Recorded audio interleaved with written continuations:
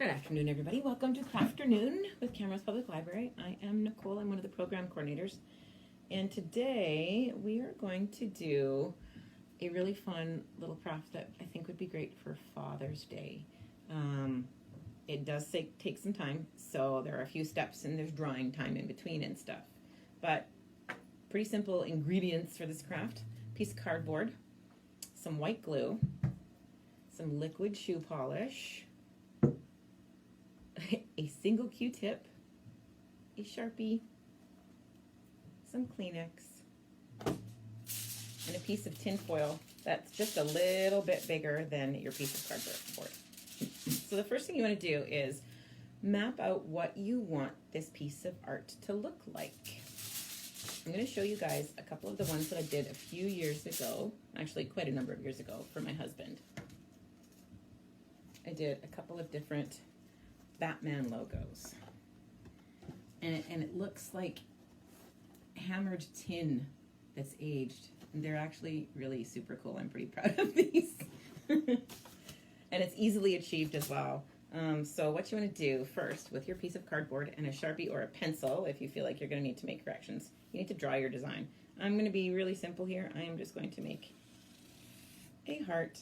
And it doesn't matter if you mess up and need to correct. You don't need to erase because they're not going to see what you draw on this piece of cardboard because it's going to be covered.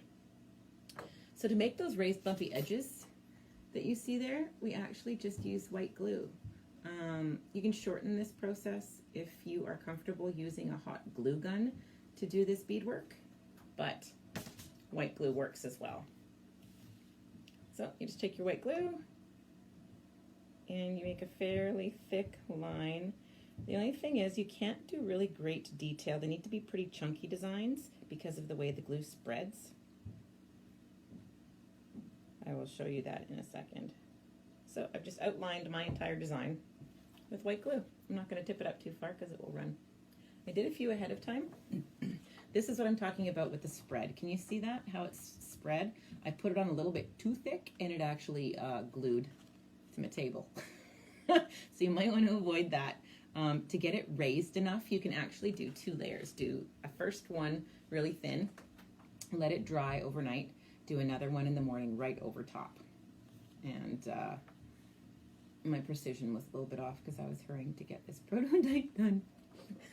So once your design has dried, once you feel like it's raised enough to be bumpy, what you need is some Mod Podge, which really at heart is just, you can do a cheap version of Mod Podge, which is 1/2 glue, 1/2 water, and it will dry matte like the matte Mod Podge if you want to use it for a different kind of project. So you need to cover your entire piece of cardboard with this mixture, just a thin layer, because that's how we are going to make the tinfoil stick.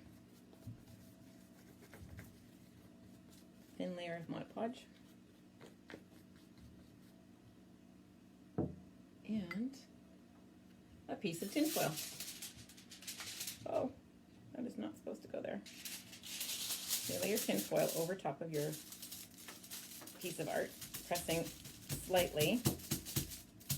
And then this is where the Q-tip comes in. You want to take it and very carefully press down all around the edges of your raised bits so that your tinfoil sticks.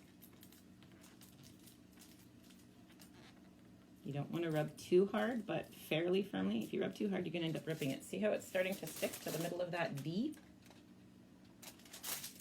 And you do that for the entire thing, all the way around, every single detail that you have made. And that's what's going to make the edges of your design stick up. You can also use, for bigger areas, use your finger. Don't worry if you get wrinkles and stuff. See how I've got some wrinkles in there? That's actually going to help it look aged once you get the shoe polish on top of it. All the way around everything, making sure it's sticking. Now, white glue works. It just takes a little bit more time to get things to stick properly and to stick in between the details of your design that has dried. You have to make sure that your glue is really dry.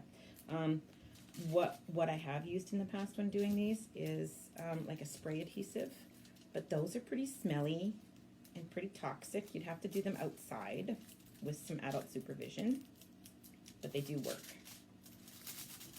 Make sure everything is sticking really nicely.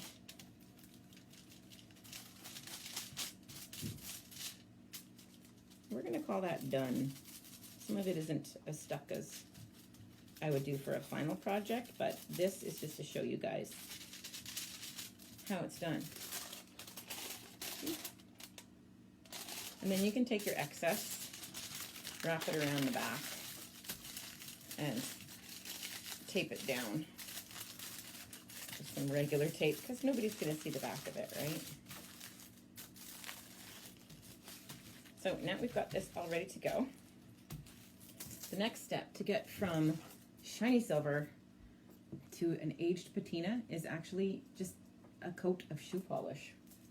You want the liquid stuff.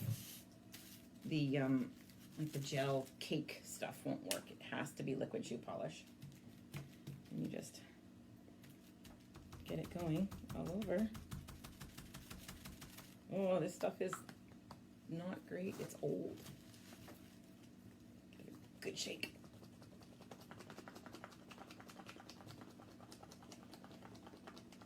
There we go. Hopefully that works. Shoe polish. Is she gonna work?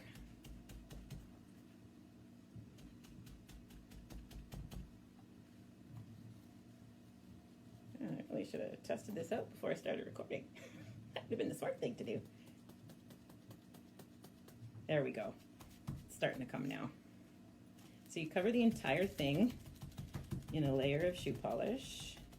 This stuff is actually called Scuff Magic, so the liquid stuff, I guess actual shoe polish is the really thick stuff.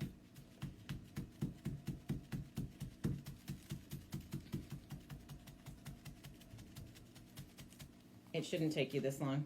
It shouldn't be this difficult. This is just some really old shoe polish I have here. So it's taking a while for the color to actually come. And it may not be perfect, but you'll get the idea of how to do it.